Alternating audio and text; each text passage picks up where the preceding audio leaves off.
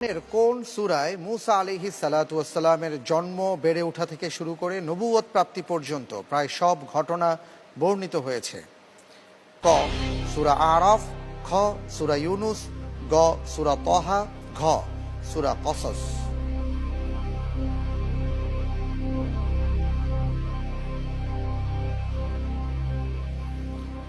আপনার হাতে একটি লাইফলাইন রয়েছে, পরিবর্তিত প্রশ্ন। চাইলে যদি মনে করেন আপনি প্রশ্ন পরিবর্তন করতে পারবেন।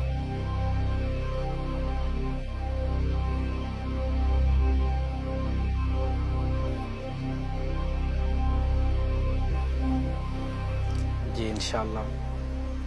এর উত্তর হিসেবে আমি বেছে নিচ্ছি গ সূরা কাসাস। দেখা যাক কি হয়। লক করে দেয়া হোক ঘ সূরা কসস।